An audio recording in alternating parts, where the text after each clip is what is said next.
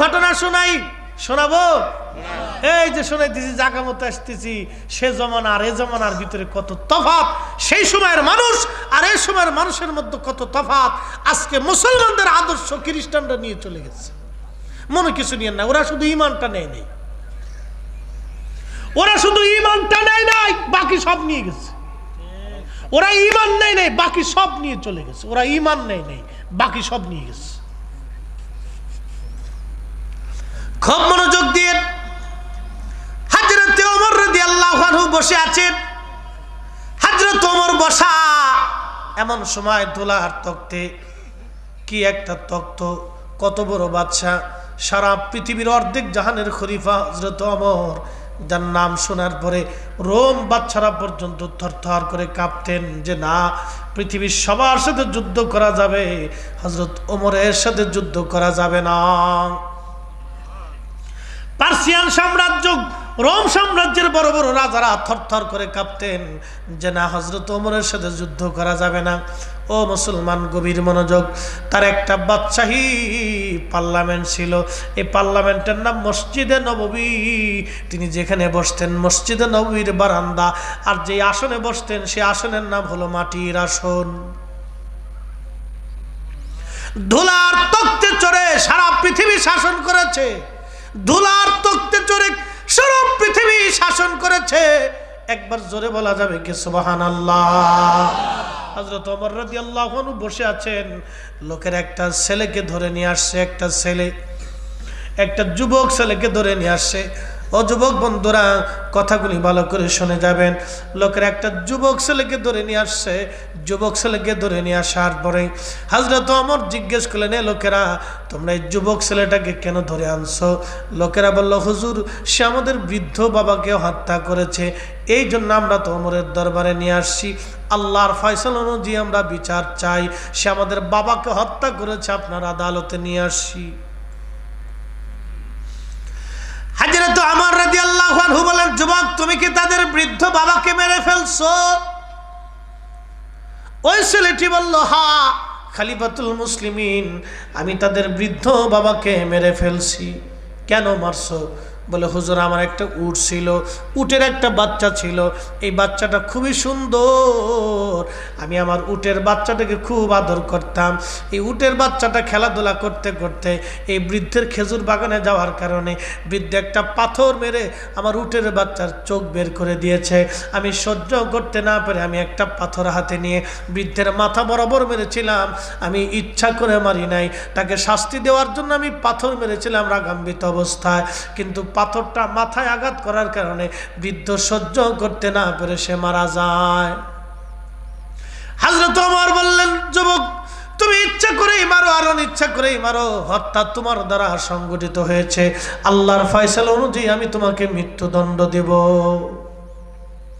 ছেলেটি বলল, হুজুর আল্লাহর ফয়সালার কাছে মাথা পেতে দিলাম, আল্লাহর ফয়সালার কাছে মাথা পেতে দিলাম, কিন্তু আমাকে 3টা দিনের জন্য আমাকে দয়া করে জামিন দিয়ে দেন, আমাকে 3টা দিনের জন্য জামিন দেন। হযরত ওমর বললেন, যুবক তুমি জামিন দিয়ে কি করবে?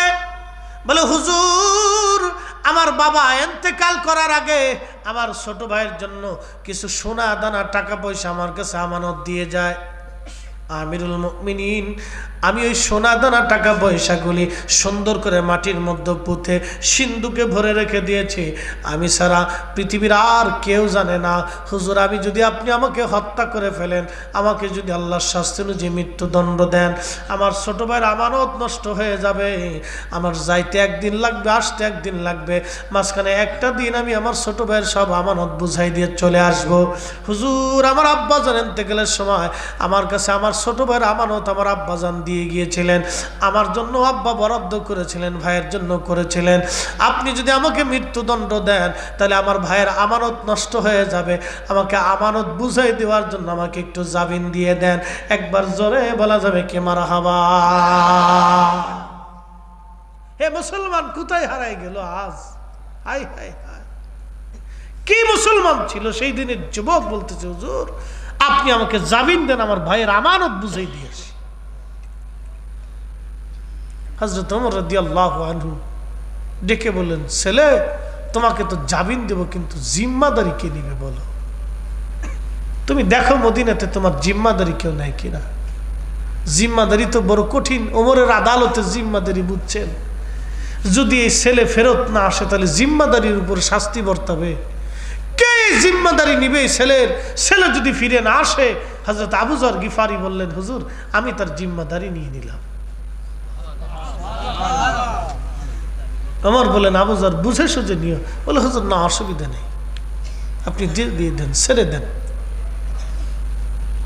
বলে, আবু যর বুঝে নাও। বলে, হুজুর বুঝেই নিচ্ছি, আপনি তাকে ছেড়ে দেন। আবু যর গিফারি খুব আশিক রাসূল এবং দুনিয়া বিরাগী সাহাবী ছিলেন। নবীজি বলছিলেন, আবু যর তুমি একাই থাকবে, একাই মারা যাবে, কিন্তু তোমার জানাজাতে বহু মানুষের উপস্থিতি হবে।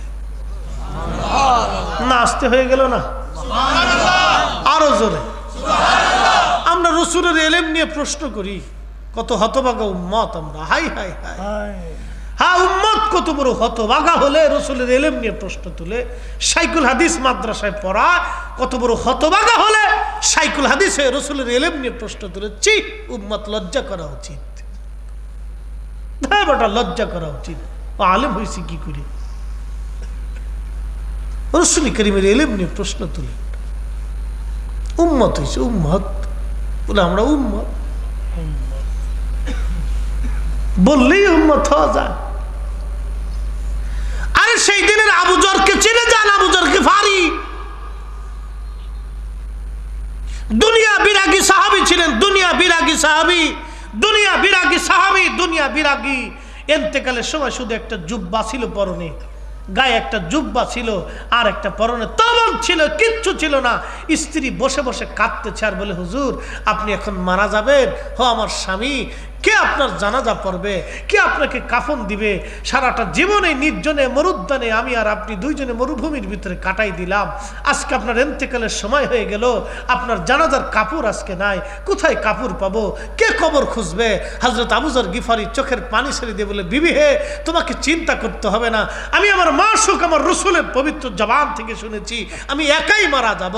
আমার জানাজাতে বহু মানুষ আসবে, আমি নির্জনে মারা যাব। এই মরুভূমির ভিতরে তুমি আর আমি নির্জনেই মারা যাচ্ছি।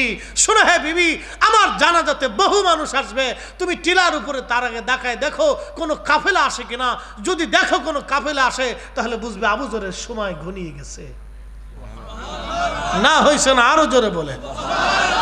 সাহাবীদের ইয়াকিন রাসূলের উপরে এরকম ছিল। শাইখুল হাদিস প্রশ্ন তুলে নবীর ইলম নিয়ে শাইখুল হাদিস হয়েছে, নাম দিছে উম্মতে মুহাম্মাদি। কলিজার ভিতরে আল্লাহর প্রতিও একটু ভয় নাই যে কি হবে মেহেশরে? আল্লাহর আদালতে তো দাঁড়াইতে হবে। কি কঠিন ভয়াবহ পরিণতি সেই দিন হবে বলেন।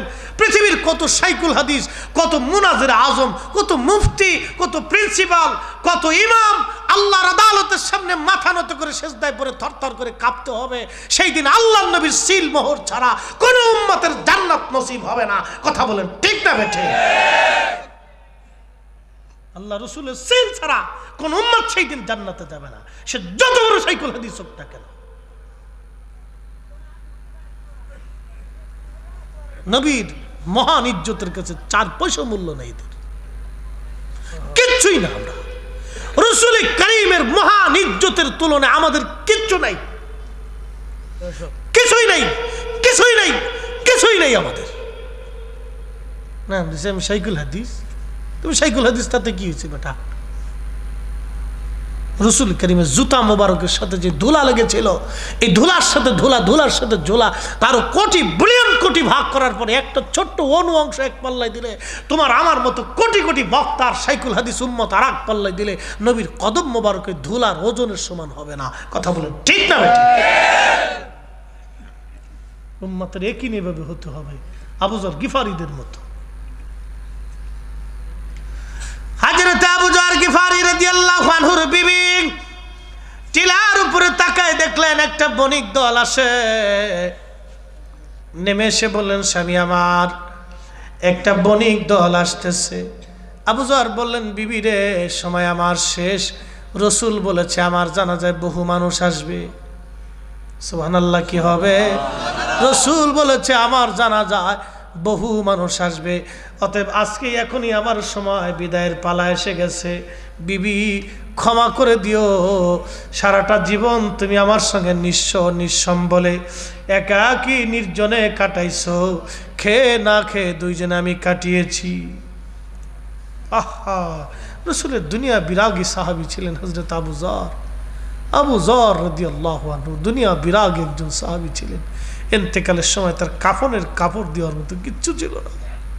সাহাবীদের জীবনের দিকে তাকাইলে, আমাদের দিকে তাকাইলে সাতা মুসলমানই মনে হয় না। সাহাবায়ে কেরামের জীবনের দিকে তাকায়, আমাদের জীবনের দিকে তাকাইলে মুসলমানই মনে হয় না। নিজেকে মনেই হয় না যে মুসলমানের কাতারে আছি। সারাটা জীবন নির্জনে কাটিয়ে দিলেন রাসূল কারীমের সাহাবী। কতটা কলিজার ভিতরে ইয়াকিন রাসূলের প্রতি, নবী বলেছে তাই হবে।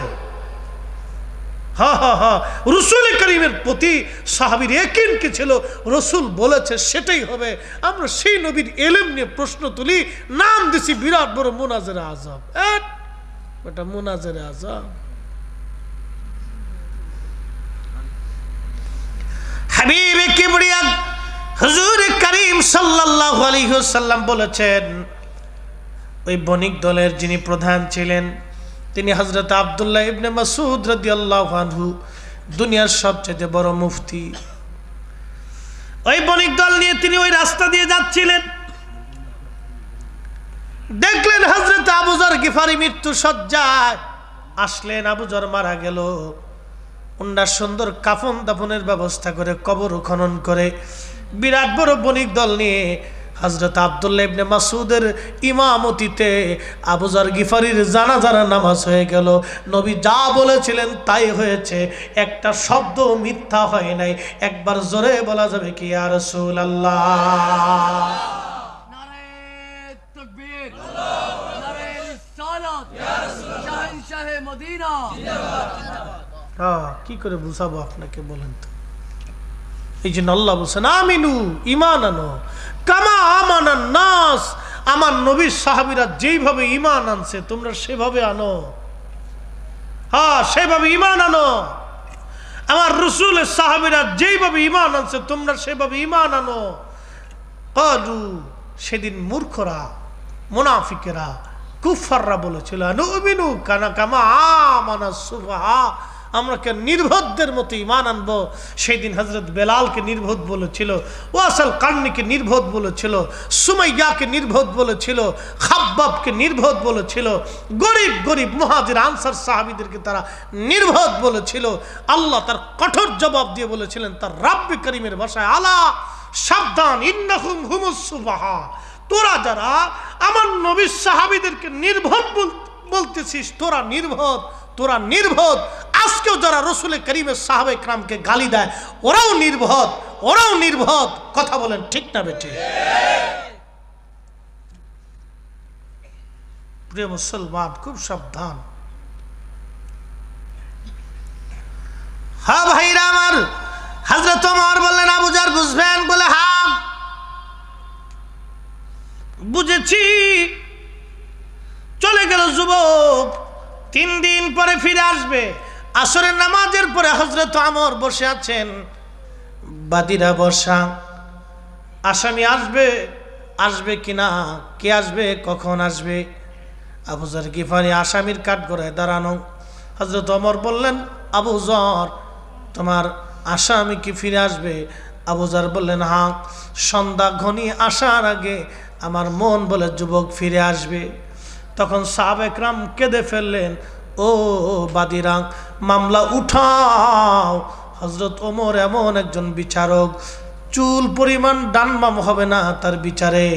পৃথিবী উল্টে যাবে কিন্তু ওমরের বিচার কখনো ভুল হবে না। পৃথিবী ধ্বংস হয়ে যাবে কিন্তু হযরত ওমর স্বজন প্রীতি করবে না। শোনো, একটা যুবকের জন্য নবীর আজকে দামি সাহাবী আজকে মারা যাবে। নবী একটা যুবকের জন্য আল্লাহর নবীর একজন দামি সাহাবী আজ মারা যাবে। না না না, তোমরা মামলা উঠে নাও। বাদীরা বলল, না, বাবার হত্যার ফয়সালা টানতে আসছি, আমরা ফয়সালা ছাড়া ফিরে যাব না, আমরা ফিরে যাব না। হ্যাঁ, চকরিয়ার কিছুক্ষণ পরে সূর্য ডুবে যায়, লালিমা বর্ণ ধারণ হয়ে গেছে, একেবারে কুসুমের মতো, ডিমের কুসুমের মতো লালিমা হয়ে গেল। এমন সময় যুবক হাঁপাইতে হাঁপাইতে দৌড়েছে, সবার সামনে সালাম দিলেন, আসসালামু আলাইকুম রহমতুল্লাহ, আমিরুল মুমিনিন, আমি ফিরে এসেছি আমার ভাইয়ের আমানত রক্ষা করে। আপনি আপনার হাত আল্লাহর বিধান কার্যকর করতে পারেন। হযরত আবু যর, 3 দিন আপনাকে কষ্ট দিয়েছি, ক্ষমা করে দিবেন। আজকে 3 দিন আপনি ব্যতিব্যস্ত ছিলেন আমার জন্য চিন্তায়, আমি আমার ভাইয়ের হক আদায় করে আমি ফিরে চলে আসলাম। পুরা দরবার তখন শান্ত, কোনো শব্দ নাই। হযরত ওমরের চোখ বেয়ে বেয়ে পানি পড়তে লাগলো।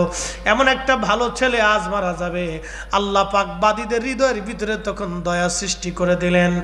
বাদীরা ডাক দিয়ে বলল, আমিরুল মুমিনিন, যে ছেলেটা তার ভাইয়ের হক আদায় করার জন্য হযরত ওমরের মৃত্যুর কাঠগড়া থেকে ফিরে বাড়ি পর্যন্ত যাওয়ার পরে আবার ওমরের মৃত্যুর কাঠগড়ায় ফিরে আসতে পারে, এই ছেলেটা আমাদের বাবাকে ইচ্ছা করে মারে নাই, ও বড় আমানতদার, সে ভুলবশত হত্যা হয়ে গেছে হুজুর।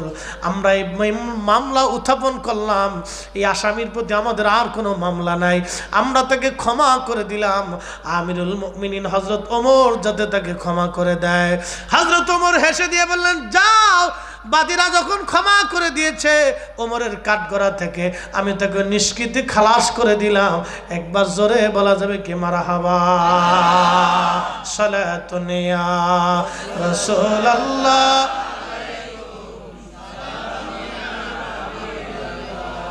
সালাতুন ইয়া রাসূলুল্লাহ,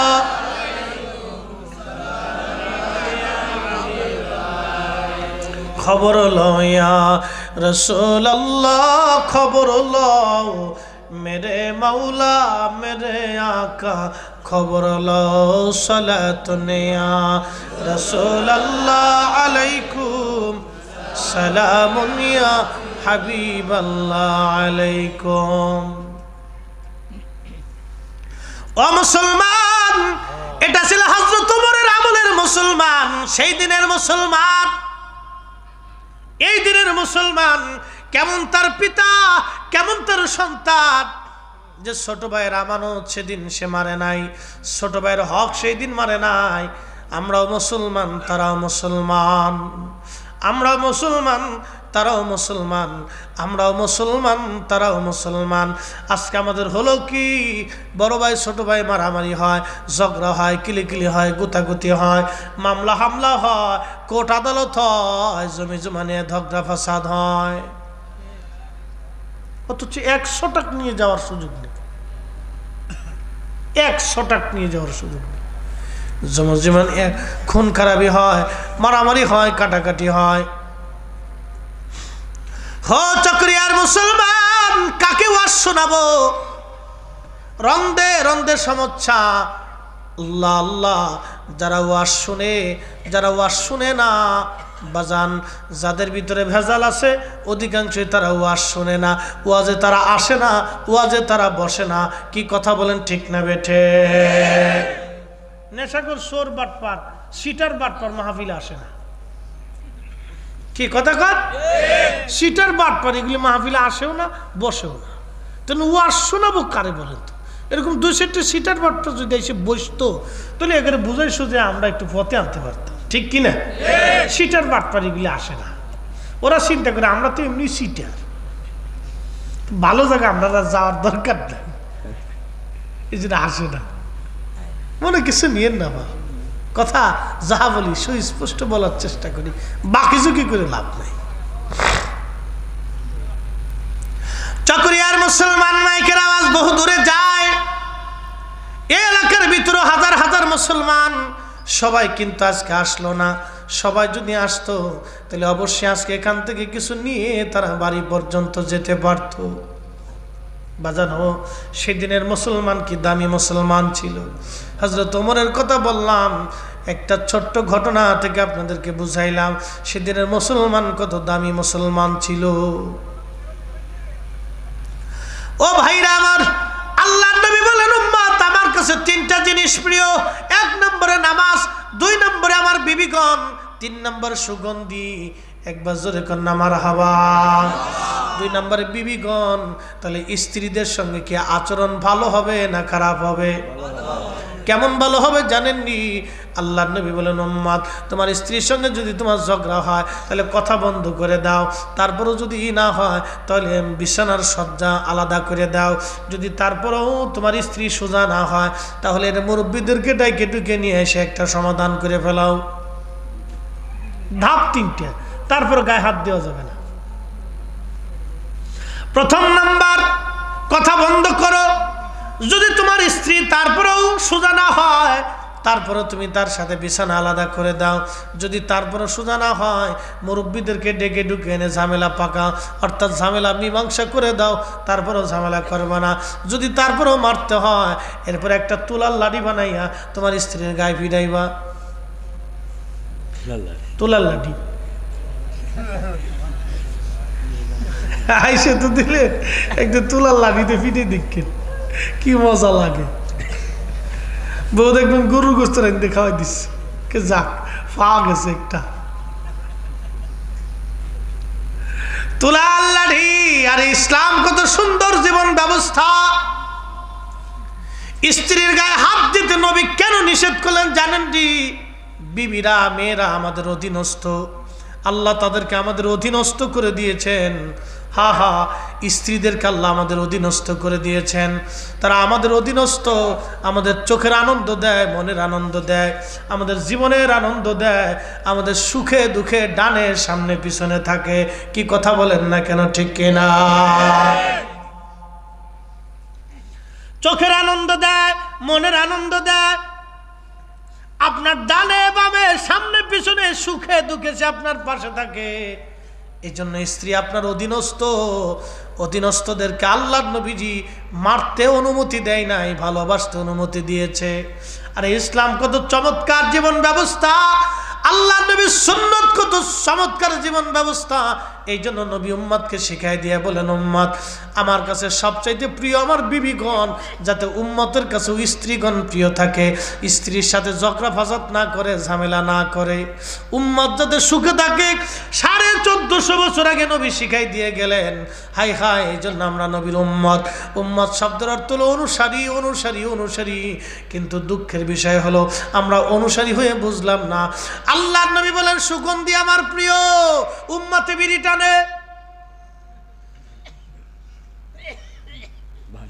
কষ্ট নিয়েন না, কিন্তু চট্টগ্রামে এটা আইব ধরে না, চট্টগ্রামে এটা দোষ ধরে না। আল্লাহ রসুলের কাছে প্রিয় হলো সুগন্ধি। সুগন্ধি, সুগন্ধি লাগাবেন, সুগন্ধি। এটা আল্লাহ রসুলের কাছে খুব প্রিয় ছিল। একসাথে বলা যাবে মারহাবা। আমাদের দেশে বুকে হাত বেঁধে নামাজ পড়ে এক দল আছে না, এটার এক মৌলবী ওয়াজ করছে, নবীজি আমাদের মতো মানুষ ছিলেন বিদায় নবীজির মুখ থেকে দুর্গন্ধ আসতো। হ্যাঁ, না কুত্তা তো আরো ভালো। আমি বলতেছি, আমাদের ওই দক্ষিণবঙ্গে এক হুজুর ওয়াজ করতো, আগার পাড়া হাসি দিলি কইল দ্বারা, আগার পাড়া দেগার খাসি তোলালো, তবু পাড়ার ববো খাসলাত না গেল। তার মানে বুঝেন নাই?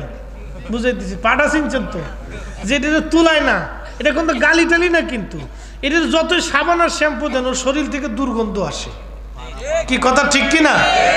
ওর যতই শ্যাম্পু দিয়ে আপনি গোসল করান ওর শরীর থেকে দুর্গন্ধ আসবে। আর ওর যত তুলান, বিসি ফেলাই দেন না কেন, ওই পাড়ার যে বিসি আছে এটারে ফেলানোর পরে দেখবেন যে আগে যে এটা বোবো খাসলা ছিল, ওর চরিত্র আসছিল এরকম বদ চরিত্র। এই বদ চরিত্র নাম হলো ইফটিজিং।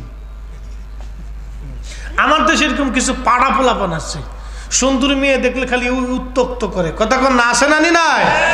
বাংলাদেশ সরকার এর জন্য একটা আইন পাস করছে, একবারে সুন্দর কাজ করছে, বাটাম চালার নগদের উপরে।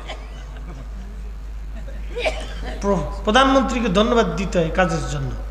বাটাম চালান একবারে নগদের উপরে। হ্যাঁ ঠিকই তো, বাটাম চালান না দিলে আপনার বোন, আপনার স্ত্রী, আপনার মেয়ে রাস্তা দিয়ে হাঁটবে, ও আসে ফির চালান দিবে।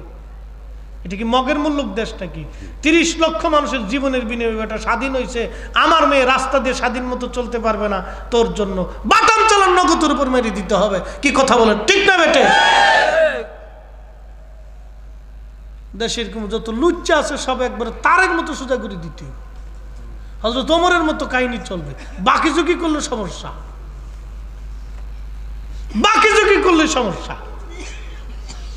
খুব মনোযোগ দিয়েন বাপ। এই যে পাড়া, ওর যে বদ চরিত্র ছিল, এই তুলানোর পরে ওর বদ চরিত্র যায় না। তো ভাইজান, বদ আকীদা এমন একটা জিনিস যত আপনি বুঝান এটা সহজে যায় না। কি কথা কন না কেন? ওরা বলতেছে আল্লাহর নবীর পবিত্র জবান থেকে দুর্গন্ধ আসতো, অথচ চিন্তা করেন আল্লাহর নবীজির প্রস্রাব মোবারকের ভিতর থেকে মিশকের ঘিরান আসতো না। হয়েছে না? আরো জোরে। অথচ একই পানি আমিও পান করলাম, আপনিও করলেন। নবীজির শরীর মোবারকের ঘাম, ঘামের ভিতর থেকে মিশকের ঘিরান আসতো, অথচ আপনি বগলের নিচে একটু সকাল থেকে সন্ধ্যা পর্যন্ত গোসল হবে না। একাধারে 7 দিন পর্যন্ত যদি আপনি গোসল না করেন তাহলে পাড়া পর্যন্ত ফেল হয়ে যাবে। কথা কন, জোরে কন। আমাদের দেশে একদল আছে, কোনটা মশার কোনটা দাঁড়িয়ে নিজেও জানে না, গাঁজা মাজা খাইয়া 1 বছর পর্যন্ত গোসল করে না, চুল দাঁড়িয়েও ঠিক মতো কাটেও না, চাষেও না, বগল তলাও চাষে না, নাম দিছে আমরা ফকির। ওটা আজাজিল। কি কথা কন না? এটা কি? নামাজ কালাম কিচ্ছু না, এটা আজাজিল, ওটা শয়তান। এটা আজাজিলের চেয়ে একটু নিকৃষ্ট। শয়তান ওরে দেখলে হাসে আর কে, উরে বাপ তুই দে আমার সাথে বড় চিটা। কি বাপ লইছিস যে তুই? দাড়ি বসে এক জায়গায় করে একবারে সামনে করে ঠট ঠট ঠট ঠট, একটা পাটলে আপনার সামনে দে টাকা দে, দে আমি পাগল, দে টাকা দে। ও পাগল, পাগল হলি ঠিক আছে নি? কেমনি টাকাটা চিনি, ওর ল্যাংটা করে ফিটানোর দরকার। তুই পাগল হইছ, তোর টেকা চিনিস কেমনে রে পাগল? আল্লাহর পাগল কি আর টেকার লেগে পাগল রে বেটা? দেশে কত সিটার বাট পারে যে ভরে গেছে ভাই, বইলে শেষ নাই। আহা, আল্লাহ পাক এই সমস্ত ফেতনা থেকে আমাদেরকে বাঁচাক বলে না আমিন। রন্দে রন্দে রন্দে রন্দে ফেতনা ভরে যাচ্ছে আজকে। আরে শরীরে সব জায়গায় ঘা হয়ে গেছে, মলম কয় জায়গা দিবে? সমস্ত শরীর অঙ্গে প্রত্যঙ্গে ঘা জায়গায় জায়গায় হয়ে গেছে, মলম কয় জায়গা দিবে? এই জন্য আপনাদের জন্য একটাই নির্দেশনা, আল্লাহ রাসূল বলেছেন, উম্মত তোমরা কোরআনের পরে আমি নবীর সুন্নাহ মেনে চলবা। যদি মেনে চলো তাহলে তোমার জীবনের শান্তি, কোনো চিন্তা নাই। হ্যাঁ, নবীর সুন্নতকে জন্য দাঁত দিয়ে কামড় দিয়ে ধরে রাখতে হবে। সুবহানাল্লাহ বলা যাবে না? একবারে দাঁত দিয়ে কামড় দিয়ে খুব শক্ত মতো ধরে রাখতে হবে, একবারে খুব মজবুতের সাথে ধরে রাখতে হবে, শক্ত মতো ধরে রাখতে হবে। আল্লাহ রসুল বলছেন, ফিতনা ফাসাদের জামানায় আমি রসুলের একটা হারিয়ে যাওয়া সুন্নাহকে যদি আমল করতে পারো তো 100 শহীদের সওয়াব তোমার আমল নামায় দিয়ে দেওয়া হবে। আসতে কেন রে যুবক, জোরে বল না সুবহানাল্লাহ। চুল তো মেসির মতোই কাটে, নেইমারের মতো কাটে। ফুটবল খেলা নিয়ে এবছর কয়টা মরছে তার হিসেব নাই। একটা কারেন্টের খাম্বায় পতাকা উঠাবার যায়, শেষে কারেন্টকে ভাগনা যেহেতু আইসো আর মামা বাড়িতে যাওয়ার দরকার নেই, কারেন্টের ধরছে ধরে একবার জাগার উপর শেষ। ও পতাকা উঠাবার যে ওখানে শেষ হয়ে গেছে। আহা, নিজের কত সুন্দর জীবনটা একটা দেশের পতাকা উঠাইতে যে মরে গেল। খেলা নিয়ে মারামারি করে 2 গ্রুপে মরে গেল। নিজের জীবন কত সুন্দর জীবনটা খেলা নিয়ে মারামারি করে মরে গেল। এই চট্টগ্রামে সেই ব্রাজিল একদিন জিতছে, মাহফিল করে আমি সেই আপনার কি বলে শহরে আরেকটা মাহফিলে আসতেছি।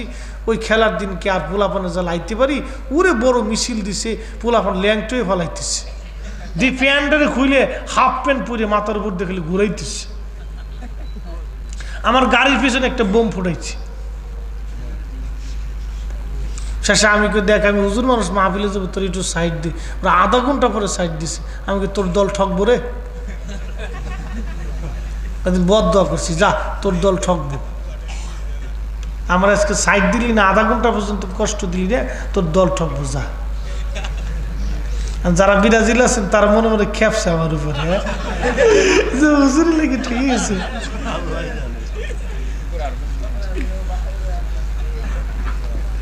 আমি কোন দলের না, যেটা জিতবো এটার দলের সুজা হিসেব। এই সমস্ত আমি দল চল নিয়ে এগুলো নিয়ে মাথায় টেনশন বাড়ানোর কোনো দরকার আছে? কতটি গমের ওষুধ খেয়ে শীতেও ঘুমাইছি ঠগার পরে। ঠক আল্লাহ রসুল বলে তুমি যারে ভালোবাসো তার সাথে তোমার হাসন নাসর হবে। এই জন্য আমরা আল্লাহর ওলিদেরকে ভালোবাসি। কথা বলেন ঠিক না বেঠে? ওলিদেরকে ভালোবাসি, ওলিদের সাথে আমাদের হাসন নাসর হবে, ওলিদের সাথে আমাদের হাসন নাসর হবে। ও বাবা মুসলমান, খুব মনোযোগ দিয়ে যান। আল্লাহর নবী বলেন 3 নাম্বার আমার কাছে প্রিয় হলো সুগন্ধি। সুগন্ধি আমার কাছে প্রিয়, সুগন্ধি আমার কাছে প্রিয়, সুগন্ধি। এই জন্য আপনারা সুগন্ধি ব্যবহার করবেন। আতর আল্লাহর নবীর কাছে এটা খুব প্রিয়। শুধু সুগন্ধি হলেই হবে না, আপনাকে সবসময় পবিত্র থাকা লাগবে, অজু হালতে থাকা লাগবে, অজু পবিত্রতা অর্জন করা লাগবে আপনার। হযরত আবু বকর বলেন, ইয়া রাসূলুল্লাহি আমার কাছে 3টা জিনিস প্রিয়। নবীজি বললেন, কি বলো? আবু বকর বলেন, ইয়া রাসূলুল্লাহ আপনার পবিত্র নূরানি চেহারা মোবারকের দিকে তাকায় থাকা আমার কাছে প্রিয়। একবার জোরে বলা যাবে কি মারহাবা? আমি জানি প্রেমে পাগল সে তো মদিনা, প্রেমানলে পুরে মরি, প্রেমানলে পুরে মরি, ওহে রব্বানা। আমি জানি প্রেমে পাগল সে তো মদিনা।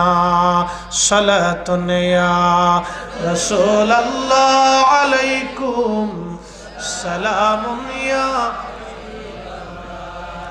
সালাতুন ইয়া রাসূলুল্লাহ আলাইকুম সালামুন ইয়া হাবিবাল্লাহ আলাই। ও ভাইরা আমার, সাহাবায়ে কেরামের আদর্শ আমাদের নিতে হবে, নবীজির আদর্শ নেওয়া লাগবে। এই জন্য যদি শান্তি পেতে চান, আল্লাহর নবীর সুন্নত ছাড়া বিকল্প কোনো রাস্তা নাই। আছে? কোনো রাস্তা নাই। নবীর আদর্শ খুঁটে খুঁটে খুঁটে খুঁটে আমাদের মধ্যে নিতে হবে। আমাদের ছোট ছোট বাচ্চাদেরকে নবীর আদর্শ শিখাইতে হবে, আমাদের মেয়েদেরকে নবীর আদর্শ শিখাইতে হবে, আমাদের স্ত্রীদেরকে নবীর আদর্শ শেখানো লাগবে। এই জন্য আমি আমার যুবক বন্ধুদেরকে বলবো, বন্ধু বিয়ে করার দিন থেকে সুন্নত পালন শুরু হবে। বলে হুজুর কোনটা? বিয়ে করতে যাবেন সুন্নত তরিকায়, বউ নিয়ে আসবেন সুন্নত তরিকায়, বিয়ে হবে সুন্নত তরিকায়। 1 নম্বরে যৌতুক হারাম। যৌতুক কি? হারাম। চট্টগ্রামে আরাম,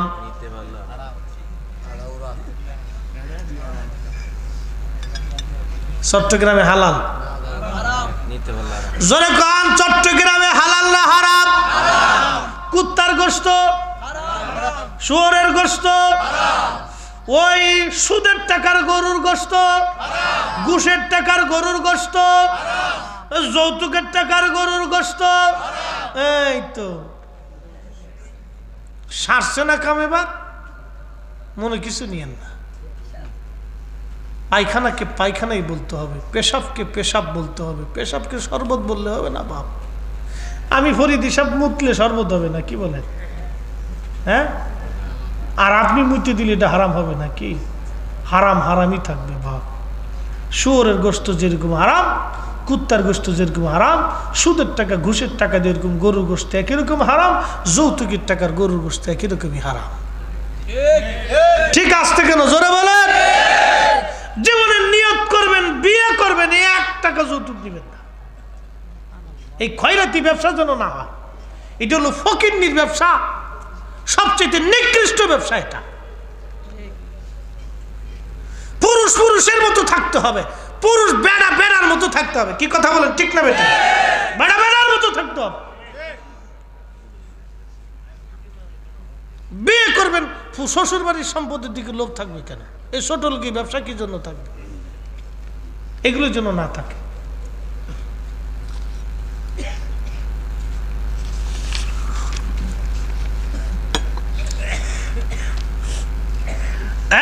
এইগুলি থাকবে না বন্ধুগণ, এইগুলি হারাম। যেগুলি হারাম হারামি। এই জন্য বিবাহটা যেন নবীজির সুন্নত তরিকা অনুযায়ী হয়। বিয়েটা যেন মসজিদের মধ্যে পড়ানো হয়, পড়ানোর পরে খেজুর যাতে ছিটানো হয়, খেজুর যাতে সবাইকে দেওয়া হয়। একবার জোরে বলা যাবে কি মারহাবা। সাজাইয়া গুজাইয়া আলকাত্রা সোনামণি মিষ্টিক মাখাইয়া একবারে আপনার বউটারে সুন্দর করে একবারে অর্ধ উলঙ্গ বানাইয়া একবারে মানুষের দেখাইতে দেখাইতে নিয়ে নারে তাকবীর। হয় না, হয় না, আরো জোরে নারে তাকবীর, নারে রিসালাত, আলে সুন্নাত ওয়াল জামাত। সভাপতি সাহেবের আগমন, হুজুর কেবলার আগমন, হাশিমি হুজুর কেবলার আগমন, নারে তাকবীর। আল্লামা কাজী সাদিকুর রহমান হাশিমি সাহেবের আগমন, নারে তাকবীর।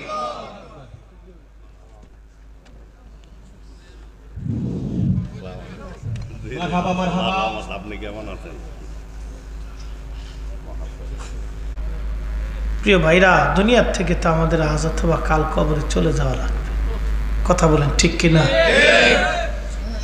এই জন্য আমি আমার প্রিয় যুবক কলিজার টুকরোদেরকে বলবো, বিসমিল্লাতে জীবন সাজানোর সময় যেন আপনাদের সুন্নতটা শুরু হয়। আপনার স্ত্রীকে মাথার থেকে পা পর্যন্ত বুরকা পরায় তারপরে নিয়ে আসবেন। সারা জীবন সে পর্দার ভিতরে থাকবে, আপনাকে টেনশন করতে হবে না।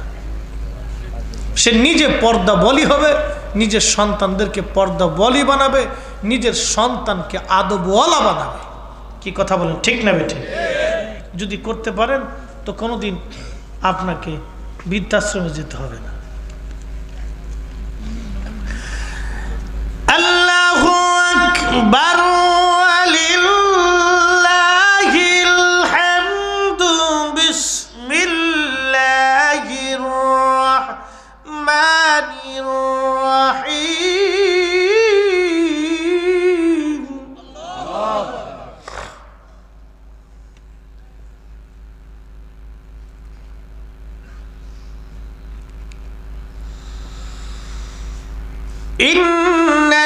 ইন্নাল্লাযীনা আমানু ওয়া আমিলুস সালিহাতি উলাইকা হুম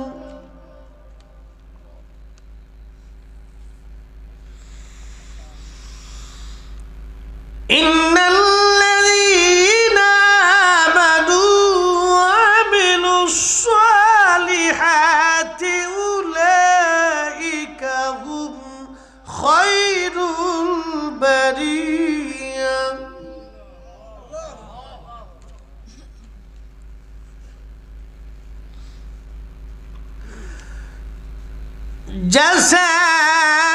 জাযাউহুম ইনদা রাব্বিহিম জান্নাতু আদনিন তাজরি মিন তাহতিহাল আনহার।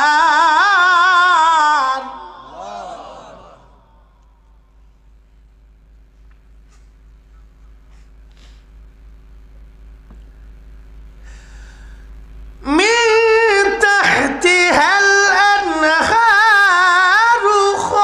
خالدين فيها أبدا.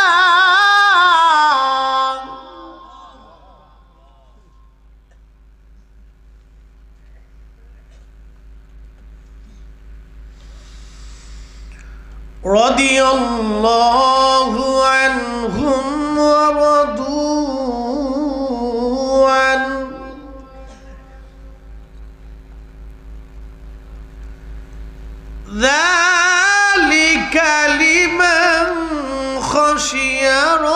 ربه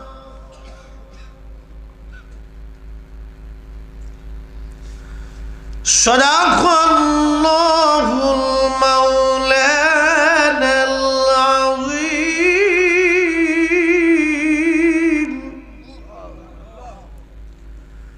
وصدق رسوله النبي الحبيب الكريم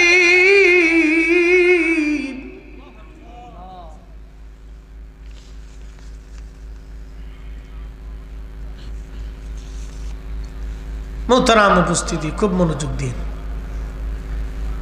إن الذين آمنوا وعملوا الصالحات أولئك هم خير البرية একসাথে বলবেন মারহাবা তার বাস্তব প্রমাণ ছিল আল্লামা হাশিমি হুজুর إن الذين آمنوا وعملوا الصالحات ইমানে আমলে ইমান আকাইদে আহলে সুন্নাতুল জামাত অনুযায়ী এই ইমানে যারা কবরে যাবে এই আমলে যারা কবরে যাবে উলাইকা হুম খায়রুল বারিয়া সৃষ্টির মধ্যে তারা সেরা থাকবে তারা দেহ থাকবে কিন্তু পচবে না হয় না আরো জোরে বলে হ্যাঁ আরো জোরে বলে এটাই বাস্তবতা কথা বলেন ঠিক না বেঠিক স্বর্ণের টুকরা মাটির উপরও স্বর্ণ মাটির নিচেও স্বর্ণ হীরা মাটির উপরও হীরা মাটির নিচেও হীরা মাটির উপরেও দামি মাটির নিচেও দামি আল্লাহর ওলি মাটির উপরেও আল্লাহর ওলি মাটির নিচেও আল্লাহর ওলি আল্লাহর বন্ধু মাটির উপরেও বন্ধু মাটির নিচেও বন্ধু আল্লাহর ওলিরা মাটির উপরেও দামি মাটির নিচেও দামি কথা বলেন ঠিক কিনা আমি বলেছি না আল্লাহ বলেছে জাযাউহুম ইনদা রাব্বিহিম জান্নাহ আমি তাদের জন্য জান্নাত বানিয়েছি কি বানাইছি জান্নাত তাজরি মিন তাহতিহাল আনহার জান্নাতের নিচ দিয়ে নহর প্রবাহিত শরবত মধু দুধ পানির নহর প্রবাহিত কতদিন থাকবে খালিদিনা ফিহা আবাদা চিরদিন চিরদিন চিরদিন চিরদিন চিরদিন চিরদিন চিরদিন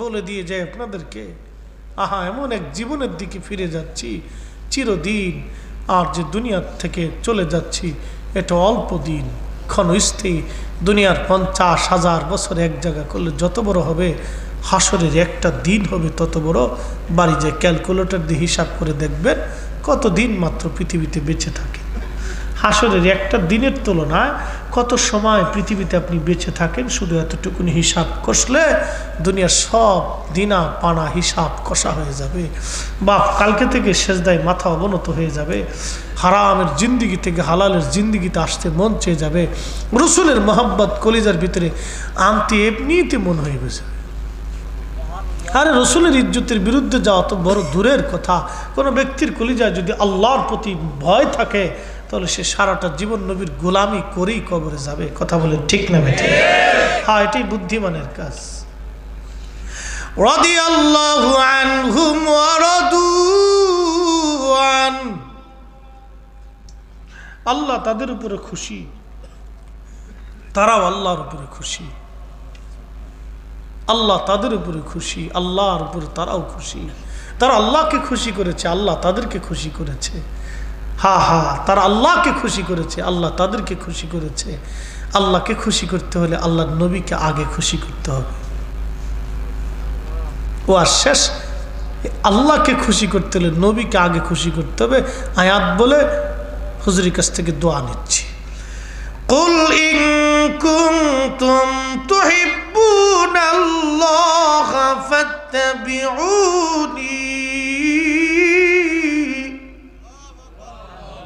হাবিব আপনি বলে বলে দেন কেউ যদি আমি আল্লাহর সাথে ভালোবাসা করতে চায় আপনি নবীর সাথে আগে ভালোবাসা করতে হবে। ইউহিব্বুকুমুল্লাহু ওয়া ইয়াগফির লাকুম যুনুবাকুম ওয়াল্লাহু গফুরুর রহিম।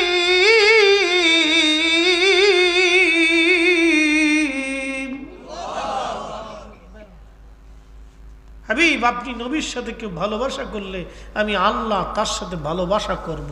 শুধু ভালোবাসাই করব না, ও মাথার থেকে পা পর্যন্ত জীবনের সব গুনাহকে মাফ করে দিয়ে আমি পবিত্র বানাই দেব। মাটির উপরেও সেরা, মাটির নিচেও সেরা। আল্লাহকে পাইতে হলে রসুল আগে পাইতে হবে। নবী পাওয়া ছাড়া আল্লাহ পাওয়া যাবে না।